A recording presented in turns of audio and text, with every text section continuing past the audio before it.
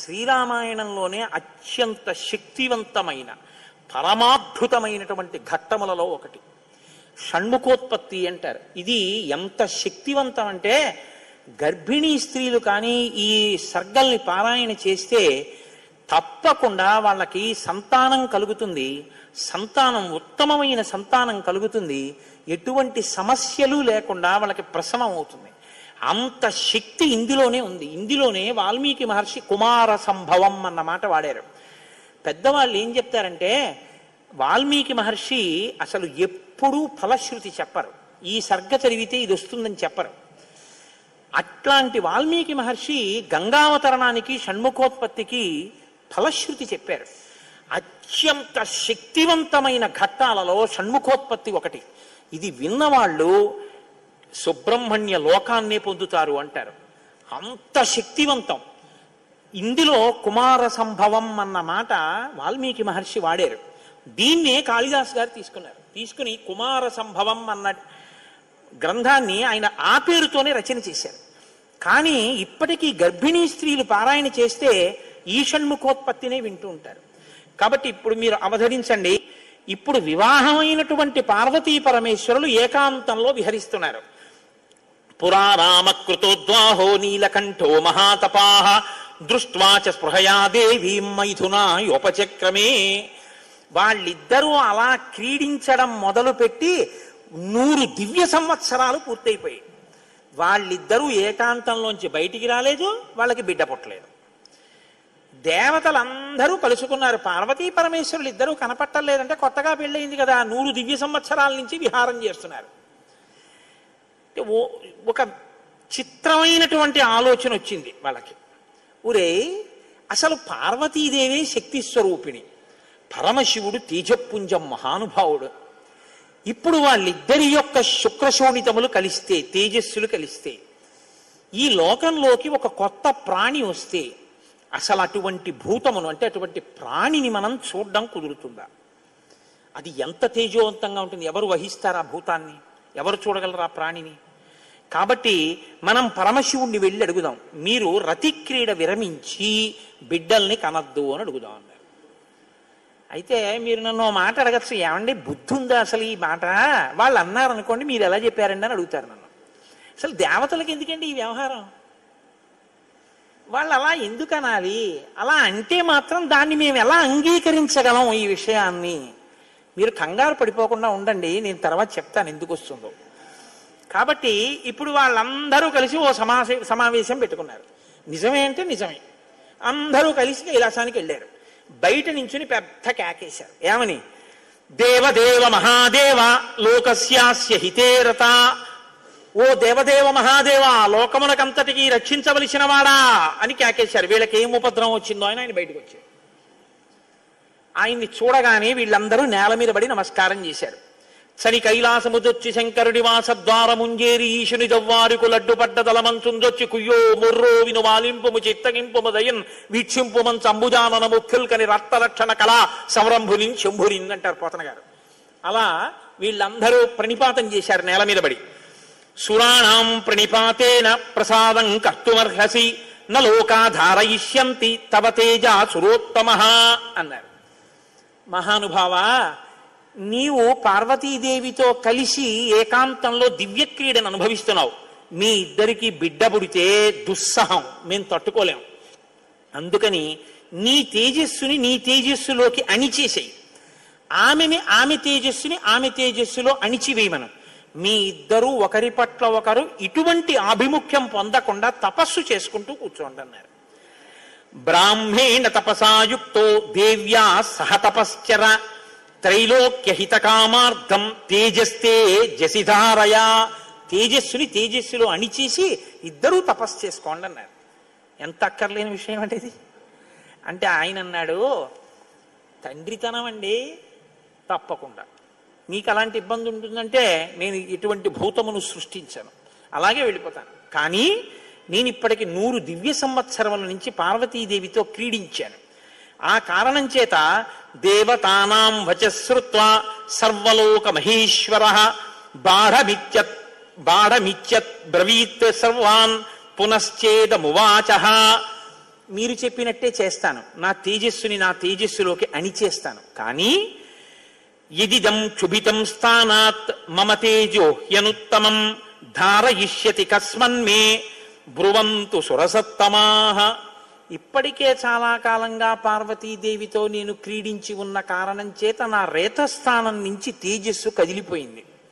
ఇప్పుడు కదిలిపోయిన తేజస్సు పడిపోతుంది. నేను పార్వతీదేవి యందు వదిలిపెట్టద్దని మీరు అంటున్నారు. మరి నేను నా తేజస్సుని ఎక్కడ విడిచిపెట్టను, ఎవరు భరిస్తారు చెప్పండి అన్నారు. భరించడం అనేటప్పటికీ వాళ్ళు ఎవరు గుర్తొచ్చారో తెలుసా అండి? భూమి గుర్తొచ్చింది.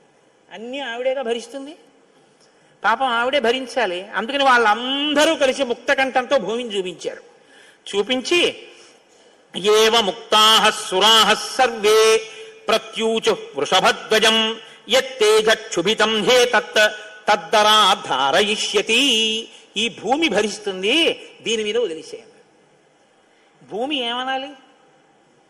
అదేమిటయ్యా, ఆయన భార్య యందు ప్రవేశపెట్టబడవలసినటువంటి శివ తేజస్సు నా మీద ఎలా విడిచిపెడతాడు? నేనెలా స్వీకరిస్తాను? భూకాంత, ఆమె స్త్రీ, భూదేవి నాలోకి ఎలా ప్రవేశిస్తుంది? శివవీర్యం దోషం అవుతుంది కదా, నేను పుచ్చుకోను అనాలి. ఆవిడ సంతోషించింది. శివవీర్యం నాలో ప్రవేశించడం అంటే అదృష్టం కదా అనుకుని తప్పకుండా పుచ్చుకుంటానని అనేటప్పటికీ పరమశివుడు ఏం చేశాడంటే ఏవ ముక్త సురపతి ప్రముమోచ మహీతలే తేజసా పృథివీయేన వ్యాప్త సగిరికానన. ఆయన తేజస్సుని భూమి మీద వదిలిపెట్టేశాడు. అది ఉత్తర క్షణం భూమి అంతటా పాకేసింది. పాకేసి పర్వతాల్లో, నదుల్లో, సముద్రాల్లో, చెట్లలో పరివ్యాప్తమైతే ఆ తేజస్సు యొక్క స్థితిని భూమి తట్టుకోలేకపోయింది. తట్టుకోలేక పెద్ద పెద్ద కేకలేసింది ఆవిడ. తతో దేవాః పునరిదం ఊచుశ్చాధ హుతాశనం ప్రవిశత్వం మహాతేజో రౌద్రం వాయు సమన్వితః. నా ఒళ్ళు మండిపోతోంది, దగ్ధమైపోతోంది నా శరీరం అంతా. శివవీర్యాన్ని నేను భరించలేకపోతున్నాను, దాని శక్తి నేను తట్టుకోలేకపోతున్నాను. కాబట్టి నేను విడిచిపెట్టేస్తాను, నాలోకి వచ్చిన వీర్యాన్ని దేనిలోకి విడిచిపెట్టను అని అడిగింది ఆవిడ. ఇప్పుడు దేవతలందరూ ఒకరి మొహాల్లో ఒకళ్ళు చూసుకుని అన్నారు, ఒళ్ళు మండిపోతోంది తట్టుకోలేనన్నావు కాబట్టి ఎవడు మండిస్తాడో వాడిలో వదిలేయన్నారు. అంటే అగ్నిహోత్రుల్లో వదిలేయమన్నారు. అంటే ఇప్పుడు ఆవిడేం చేసింది? తనలో పడినటువంటి శివవీర్యాన్ని అగ్నిహోత్రుల్లోకి వదిలిపెట్టేసింది.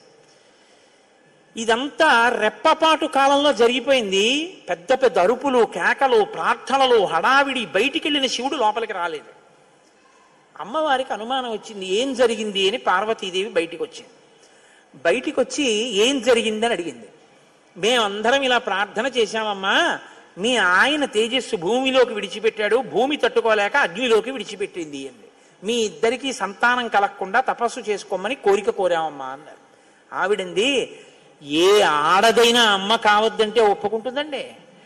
అధశైల సుతారామ త్రిదశాన్ ఇదమబ్రవీత్ సమన్యుర శపత్ సర్వాన్ క్రోధ సంరక్తలోచన. ఎర్రబడిన కళ్ళతో అమ్మవారండి అక్కరలేని విషయంలో జోక్యం చేసుకున్నారు. మీరు చెప్పకూడని మాట చెప్పారు. నన్ను తల్లిని కావద్దు అని శాసించారు. నాకు బిడ్డలు పుట్టకూడదు అని వరం అడిగారు. నాయందు ప్రవేశపెట్టబడవలసినటువంటి శివవీర్యాన్ని భూకాంత యందు ప్రవేశపెట్టారు. కాబట్టి నేను మీకు శాపం ఇస్తున్నాను. అపత్యం స్వేషు దారేషు తస్మాన్నో త్వాదయిష్యత అద్య ప్రభృతి యుష్మాకం అప్రజాః సంతు పత్నయః ఏవ ముక్త్యా సురాన్ సర్వాన్ శశాప పృథివీమపి. ఇక నుంచి మీ భార్యల వలన మీకిక సంతానము కలుగకుండుగాక. ఇక నుంచి దేవతలకి సంతానం ఉండదు అంది. కాబట్టి దేవతల సంఖ్య ఎప్పటికీ 33 కోట్లే. ఎందుకంటే ఇంకా వాళ్ళకి సంతానం ఉండదు.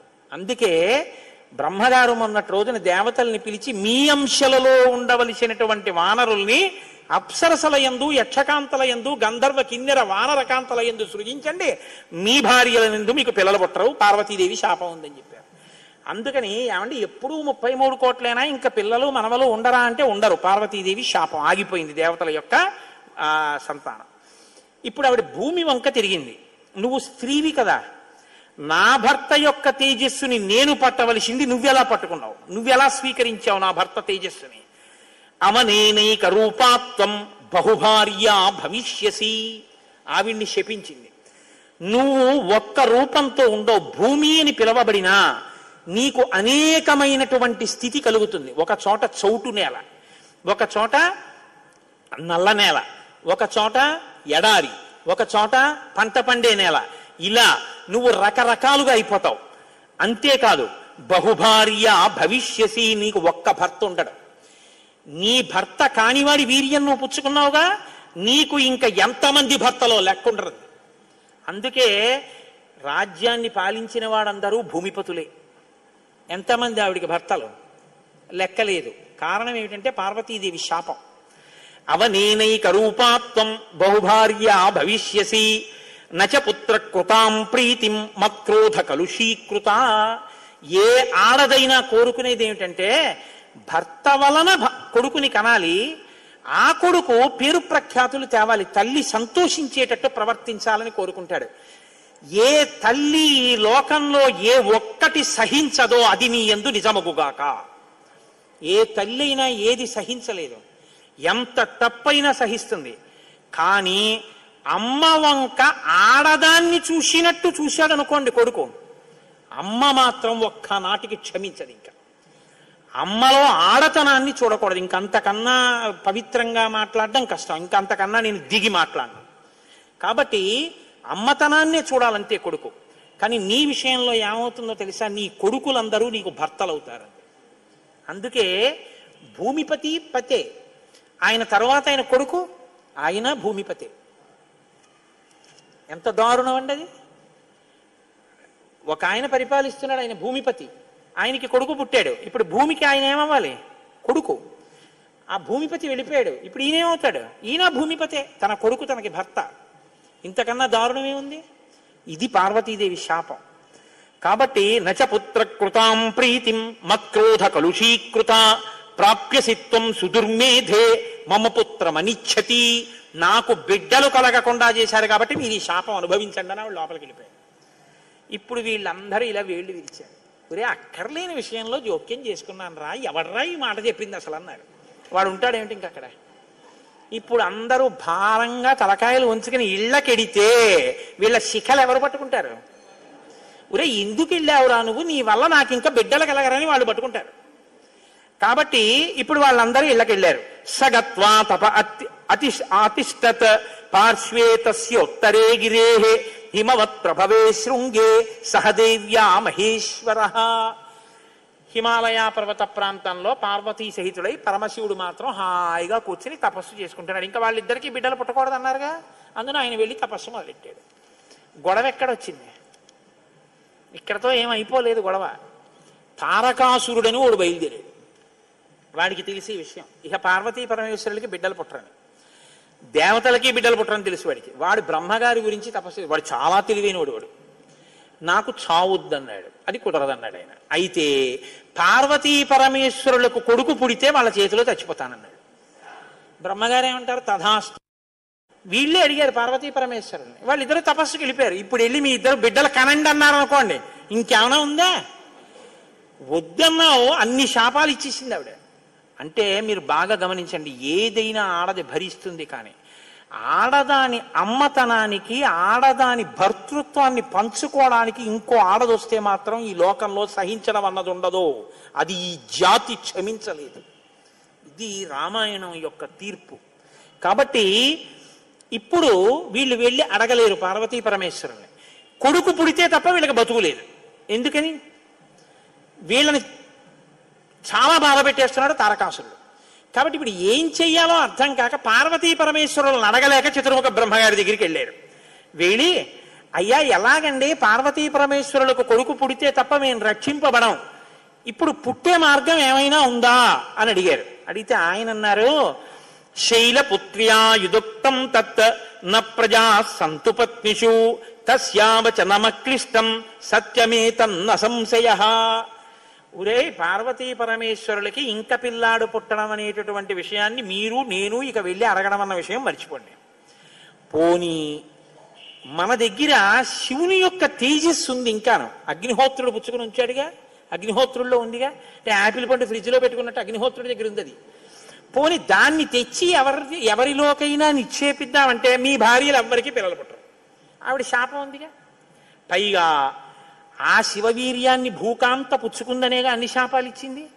ఇప్పుడు దాన్ని తీసుకెళ్లి ఇంకోళ్ళు ఎవరికన్నా ఇస్తామంటే ఎవరు మాత్రం పుచ్చుకుంటారు? ఏ ఆడది పుచ్చుకుంటుంది? పుచ్చుకుంటే కదా పిల్లలు పుట్టగా. పార్వతీదేవిని వెళ్ళి అడగలేము, పోనీ శివవీర్యం ఉందని ఇంకో స్త్రీలో ప్రవేశపెట్టలేము. ఎలా ఆలోచించి, ఆయన తక్కువడండి చతుర్ముఖ బ్రహ్మగారు అంటే. నేను అందుకే బ్రహ్మ నన్ను బ్రహ్మగారు అంటుంటాను. ఆయన సలహా లేకపోతే లోకం లేదు, మన ఉపన్యాసమే లేదు. ఆయన అన్నారు, ఇయమాకాశగా గంగా యస్యాం పుత్రం హుతాశన జనయిష్యతి దేవానాం సేనాపతి మరిందమం జ్యేష్ఠా శైలేంద్ర దుహిత మానయిష్యతి తచ్చుతం ఉమాయాస్తబ్ద హుమతం భవిష్యతి న సంశయః. ఉమాయాస్తబ్ద హుమతం భవిష్యతి న సంశయః. హిమవత్ పర్వతం ఉందే, హిమవంతుడు, ఆయనకి 2 బిడ్డలు ఉన్నారు. పెద్దమ్మాయి పేరు గంగ, రెండో అమ్మాయి పార్వతి. పెద్దమ్మాయి దేవతా స్త్రీలలోకి రాదు. ఆ అమ్మాయి స్వర్గలోకంలో ప్రవహిస్తోంది. ఇప్పుడు తనకి బిడ్డలు పుట్టలేదన్న బాధ ఎప్పుడు పోతుందంటే, తన భర్త యొక్క వీర్యం తన అక్కగారిలోకి ప్రవేశించి బిడ్డ పుడితే తన అక్క కొడుకు తన కొడుకేగా. అందుకుని కొంచెం మనసు కుదుటపరుచుకుని పోన్లే బిడ్డ పుట్టాడని సంతోషిస్తుంది. అక్క జోలికి వెళ్ళదు, ఎందుకంటే కొంచెం ఆప్యాయత అన్నదోటి ఉంటుంది. అక్క కొడుకు తన కొడుకే అవుతాడు కాబట్టి.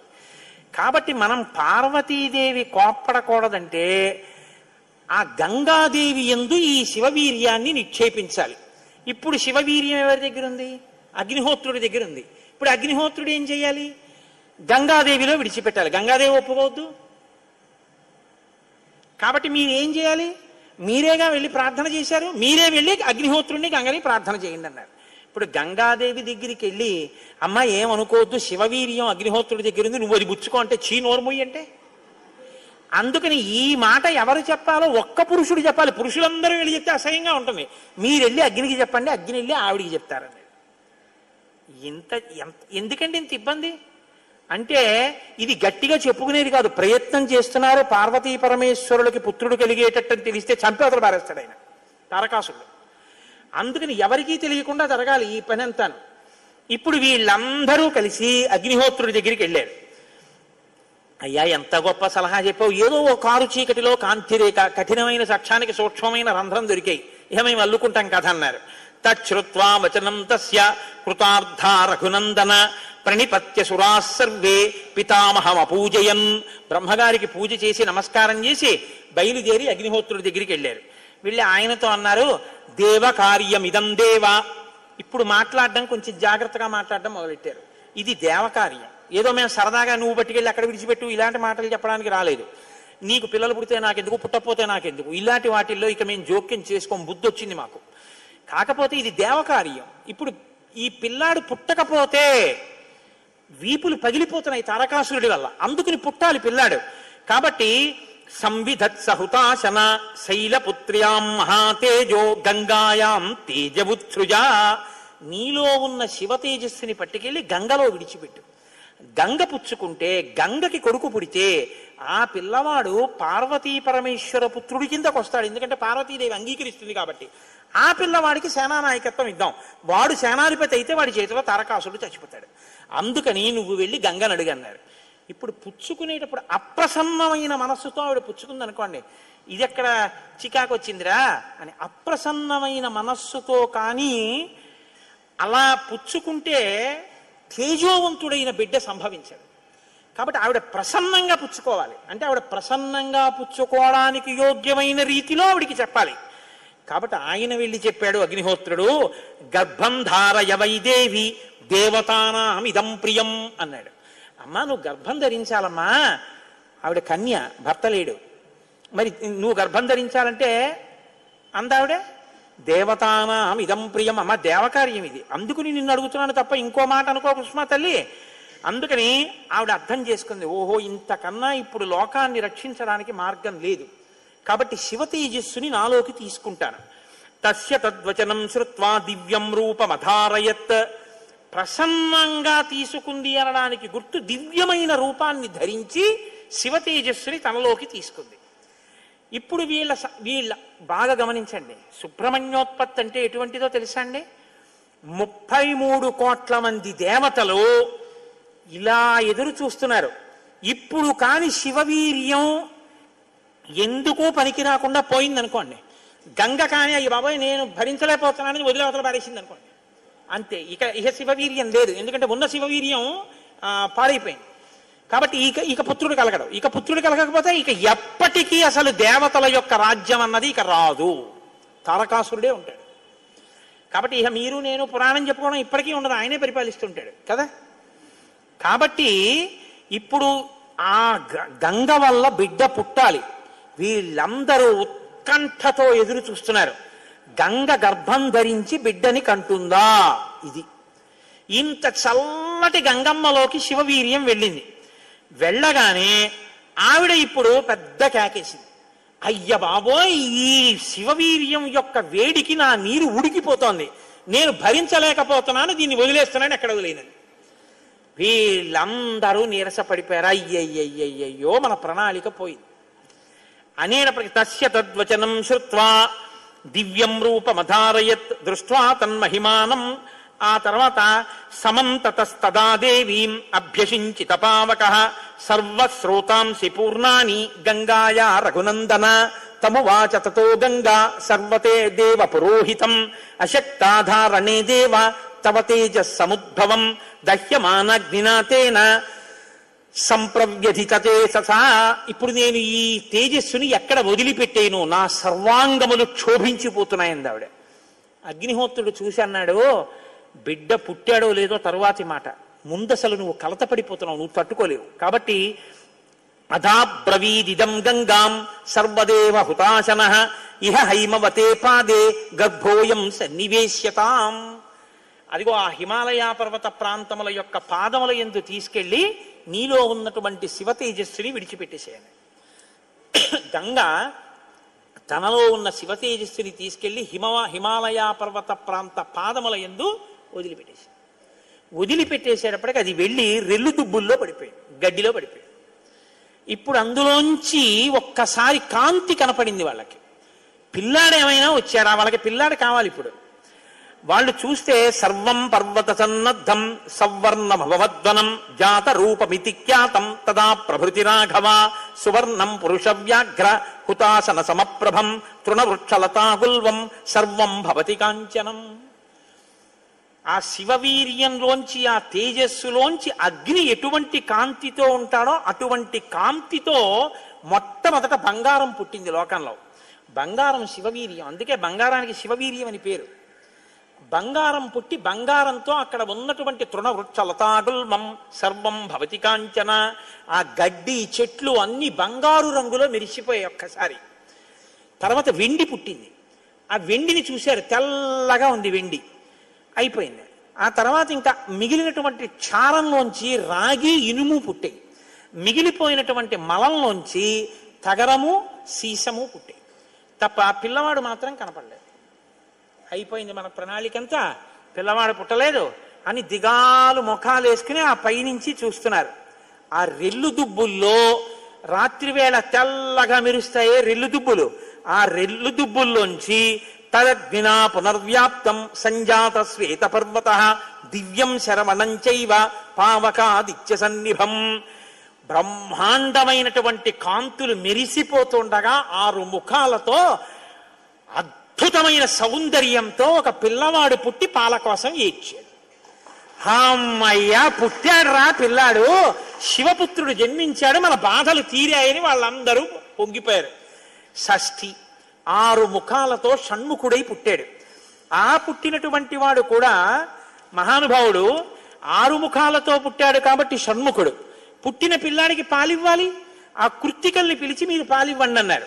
వాళ్ళన్నారు మేం పాలిస్తాం, కానీ తాం క్షీరం జాతమాత్రస్య కృత్వా సమయముత్తమం దరుపుత్రో యమస్మాకం సర్వాతామితి నిశ్చితాః.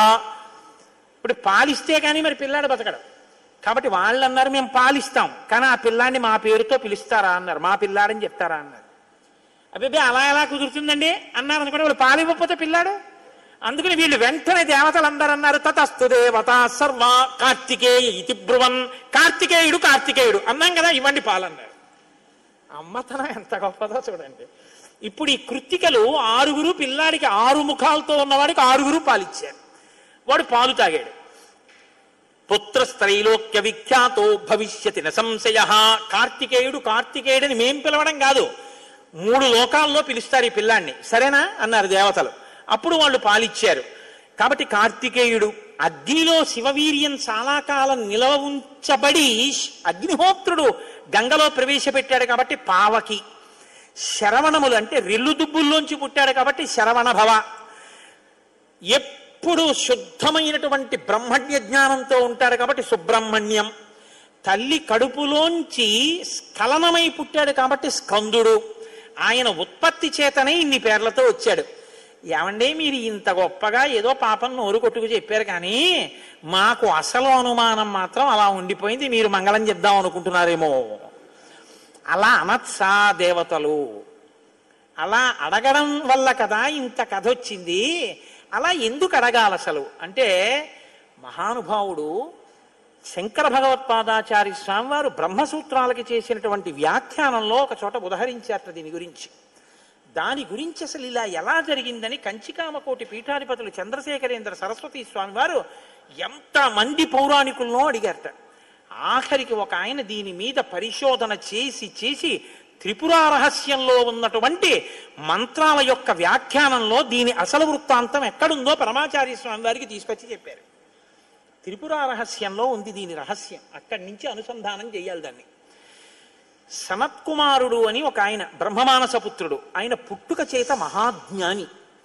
అటువంటి పిల్లవాడు ఆయన ఎప్పుడూ తనలో తాను బ్రహ్మజ్ఞానంలో రమిస్తూ ఉండేవాడు. ఆయన ఒక రోజు రాత్రి నిద్రపోవడం అంటే గుర్తుపెట్టుకోండి, బ్రహ్మవేత్త నిద్రకి కూడా ఆయన సాక్షి. అటువంటి ఆయనకి కల వచ్చిందంటే అవస్థ ఏర్పడింది, స్వప్నావస్థ.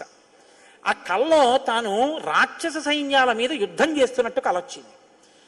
ఆయన తెల్లబోయి, ఇదేమి నాకు కల రావడం ఏమిటి? కల రావడం అంటే మనసులో ఏదో కోరిక ఉంది, ఆ కోరిక కల్లో కనపడింది, స్వప్నావస్థలోకి వెళ్ళాను, ఇది దోషం కదా, నాకు అలా ఎందుకు జరిగిందని తండ్రి చతుర్ముఖ బ్రహ్మగారి దగ్గరికి వెళ్ళారు. వెళ్ళి నాన్నగారు నాకు ఇలా కల ఎందుకు వచ్చింది నాన్నగారు అసలు అని అడిగాడు.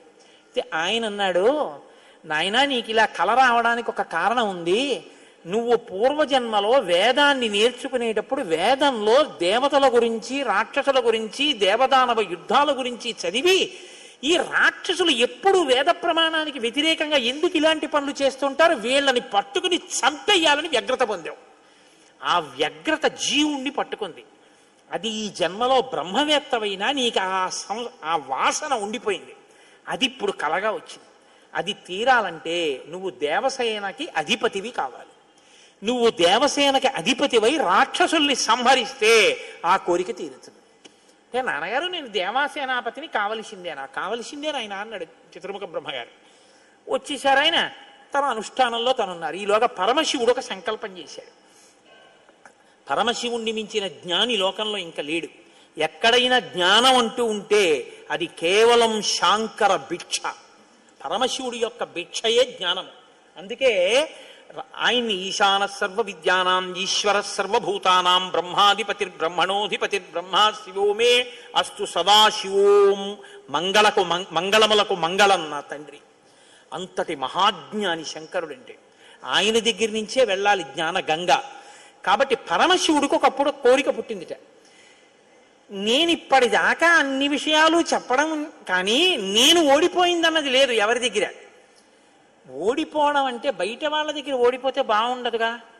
ఓడిపోవడం అనేటటువంటిది కూడా మనిషి జీవితంలో సన్మానంగా ఎప్పుడు మారుతుంది? పుత్రాదిచ్చేత్ పరాజయం. తన కొడుకు చేతిలో తాను ఓడిపోవాలి.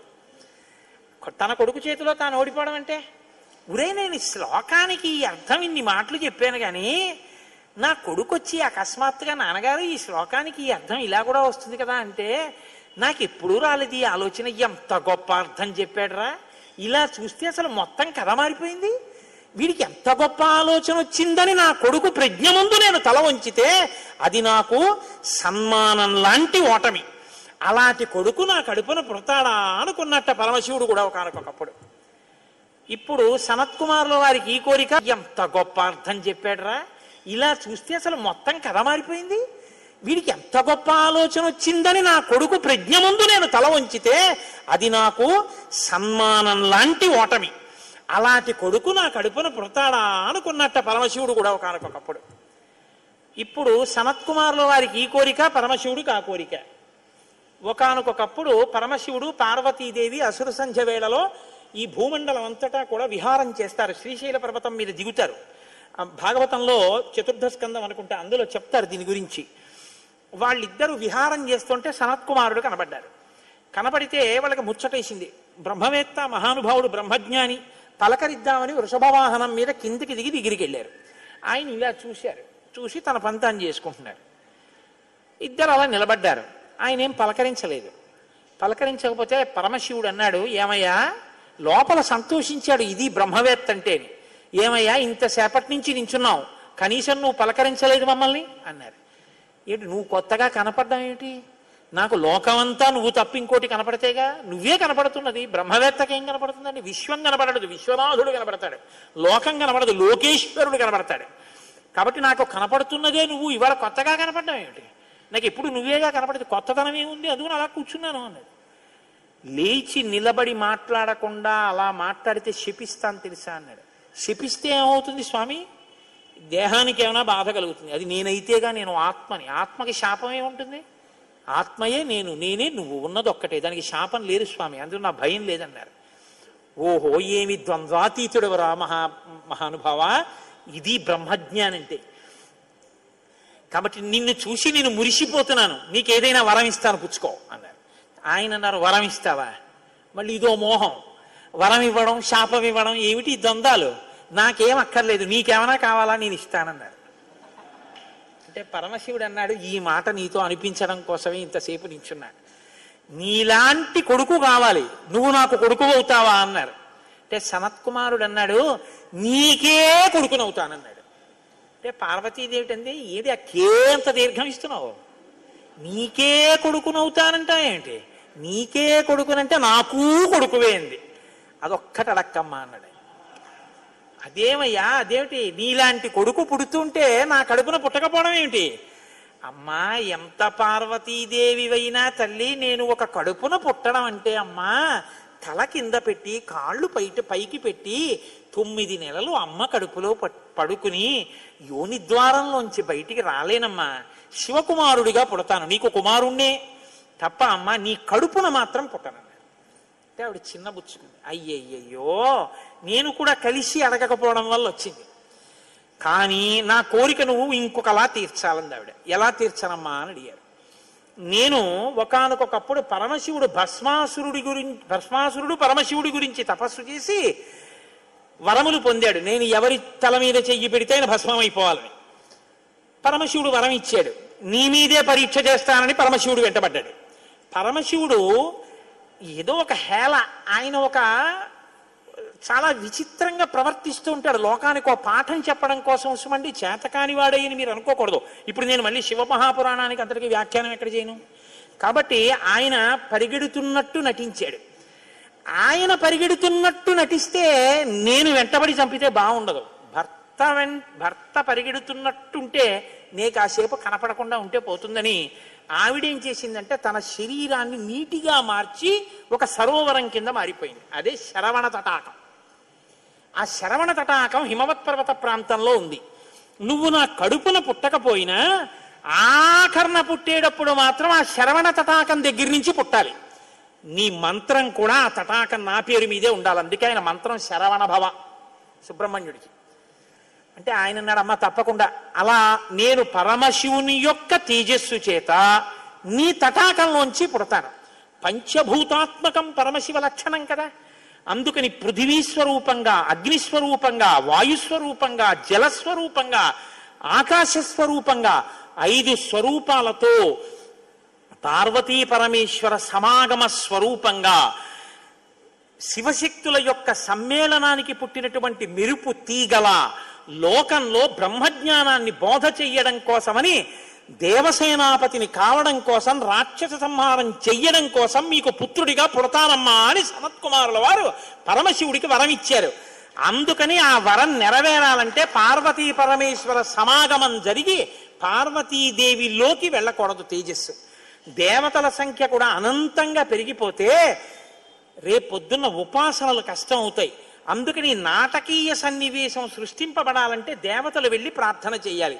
ప్రార్థన చేసి శివతేజస్సు భూమి మీద పడాలి. అది అగ్నిహోత్రంలోకి వెళ్ళాలి. ఇది పంచభూతాత్మకమై ఆయన షణ్ముఖ స్వరూపంతో పైకి రావాలి. వచ్చి స్వామి అని పేరు పెట్టుకోవాలి. స్వామి అన్న పేరు కేవలం సుబ్రహ్మణ్యుడిది. మనం వెంకటేశ్వర స్వామి అంటాం, మంచిదే, నేను తప్పని నేను అంటలేదు. కానీ ఒక్క స్వామి అంటే మాత్రం సుబ్రహ్మణ్యుడే. ఎక్కడెక్కడ సుబ్రహ్మణ్యుడి పేరు చెప్తామో, ఎక్కడెక్కడ తలుచుకుంటామో అక్కడక్కడ సంతానమునకు ఏ విధమైన ప్రమాదం రాదు. సుబ్రహ్మణ్యుడికి నమస్కారం చేస్తే కుజగ్రహ దోషం కూడా ఉపశమిస్తుంది. ఎక్కడెక్కడ షణ్ముఖుణ్ణి ఆరాధన చేస్తారో అక్కడ ఐశ్వర్యం పరిడవిల్లుతుంది. పక్కన ఉన్నటువంటి తమిళ దేశం, ద్రవిడ దేశంలో అంత ఐశ్వర్యం వచ్చింది, అన్ని పరిశ్రమలు వచ్చాయంటే కారణం ఏమిటో తెలుసా అండి? సుబ్రహ్మణ్యారాధన. వాళ్ళు విపరీతమైన సుబ్రహ్మణ్యారాధనం చేస్తారు. సుబ్రహ్మణ్య ఆరాధనం చేసినా, షణ్ముఖుడికి ప్రదక్షిణం చేసినా, ఆయనకి నమస్కారం చేసినా జ్ఞానము, ఐశ్వర్యము, సంతానమునకు క్షేమము, ఆయువు, ఆరోగ్యము అన్నీ కలుగుతాయి. అంత శక్తివంతమైనటువంటి సర్గ ఈ షణ్ముఖోత్పత్తి సర్గ. అందుకే వాల్మీకి మహర్షి ఎప్పుడూ కూడా అసలు ఫలశ్రుతి చెప్పరు. కానీ ఈ షణ్ముఖోత్పత్తి గురించి చెప్పిన తర్వాత, అందుకే షణ్ముఖుడికి ఉన్న గొప్పతనం ఏమిటో తెలుసా అండి? ఆయనకి ఒక గొప్ప విజయాన్ని సాధించాడు షణ్ముఖుడు ఒక్కడే. శైవ వైష్ణవాలు రెండూ కూడా వియ్యవందేట్టు చేశాడు. శ్రీవల్లి, దేవసేన ఇద్దరు శ్రీ మహావిష్ణువు యొక్క కుమార్తెలు. ఆయన మేనల్లుడు కదండి, మరి ఏదో పండగ సెలవులకు ఇంటికి వచ్చాడు. ఇంటికి వస్తే లక్ష్మీదేవి ఆయన్ని చూసి అందిట, మురుగన్ అంది. మురుగన్ అంటే మేనల్లుడు అని. మరుమగన్ అన్నట్ట విష్ణువు. మరుమగన్ అంటే చాలా అందగాడు అన్నట్ట. ఇద్దరు అలా అనుకోవడం ఎందుకో తెలుసా అండి? మన పిల్లలకు బాగుంటాడు. వల్లి, దేవసేన ఇద్దరిని ఇచ్చి సుబ్రహ్మణ్యేశ్వర స్వామి వారికి కళ్యాణం చేశారు. వల్లి, దేవసేన ఇద్దరిని తనకి భార్యలుగా చేసుకున్నాడు కాబట్టి శైవ వైష్ణవాలు రెండు సుబ్రహ్మణ్యుడి వల్లే వియ్యం ఉంది. అంతటి మహానుభావుడు ఆయన. మహాజ్ఞాని, యుక్తకేశుడై గుండుతో గోచి పెట్టుకుని నిలబడి ఉంటాడు. అందుకే సుబ్రహ్మణ్య క్షేత్రాల్లో స్వామి వలయలో అలా నిలబడి ఉంటాడు. ఆయన ప్రణవానికి అర్థం చెప్తే పరమశివుడంతటి వాడు తెల్లబోయి, ఎంత గొప్పగా చెప్పావురా అన్నట్టు. నాన్నగారు అలా అంటే కుదరదు, ఇది ప్రణవ రహస్యోపదేశం కదా, మీరు కూడా మడి కట్టుకుని వచ్చి శిష్యుడిగా కూర్చోండి చెప్తానన్నట్టు.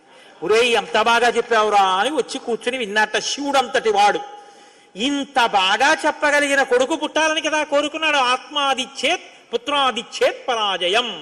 తండ్రి గారికి ఆ కోరిక తీరిందటువంటి బ్రహ్మజ్ఞాని పుట్టాడు. ఆయనే తరువాతి కాలంలో కేవలం పాలు తాగి పెద్దవాడైపోయాడు అంతే. అయిపోగానే ఆయన్ని దేవసేనకి తీసుకొచ్చి పట్టాభిషేకం చేసేశారు. సేనాధిపతి అయిపోయాడు. తారకాసుర సంహారం చేశాడు. దేవతలందరూ సంతోషించారు. అమ్మ అందమంతా మూర్తీభవించి ఉంటుంది. అందుకే ఇంతంత బుగ్గలు, ఎర్రటి మనిషి, ఆహారాలు, చిన్న పట్టుబట్ట, ఎప్పుడు అమ్మ శక్తి అంతా చేతిలో శూలంగా పట్టుకుని ఆ కుక్కుట ధ్వజం, ఆ నెమలి మీద కూర్చుంటే ముద్దులు మూట కడుతూ ఎంత అందంగా ఉంటాడో. అందుకే సుబ్రహ్మణ్యేశ్వర స్వామి వారి యొక్క మూర్తి వంక అదే పనిగా చూసినా కూడా సత్సంతానం కలుగుతుంది. అంతటి మహానుభావుడు సుబ్రహ్మణ్యుడు. ప్రత్యేకించి ఏ కారణం చేతనైనా గర్భం నిలవక బాధపడుతున్న వాళ్ళు, గర్భిణి అయినప్పటికీ కడుపున ఎటువంటి బిడ్డలు పుడతారో తెలియని వాళ్ళు, వాళ్ళ ఆయుర్దాయం బాగుండాలనుకున్న వాళ్ళు, సంతానం క్షేమంగా వృద్ధిలోకి రావాలనుకున్న వాళ్ళు రామాయణాంతర్గతమైన షణ్ముఖోత్పత్తిని విని తీరాలి. ఇది చెప్పడం కోసమే వాల్మీకి మహర్షి ఫలశ్రుతి చెప్తూ ఓ మాట చెప్పారు.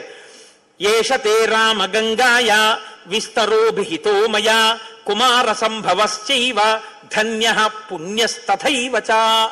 ఎవరు ఈ షణ్ముఖోత్పత్తిని శ్రీరామాయణంలో వింటున్నారో వాళ్ళకి ఎటువంటి చిక్కులు ఉన్నా అన్ని చిక్కులు విడిపోయి అపారమైనటువంటి ధన సమృద్ధి కలుగుతుంది. 2, విశేషమైనటువంటి పుణ్యము స్కందోత్పత్తిని విన్నంత మాత్రం చేత కలుగుతుంది. ఇక్కడే ఆయన కుమార సంభవశ్చైవ అన్న మాట వాడారు. పార్వతీ పరమేశ్వరుల యొక్క కుమారుడు కనుక ఆయనకొక్కడికే కుమారః అన్న నామం.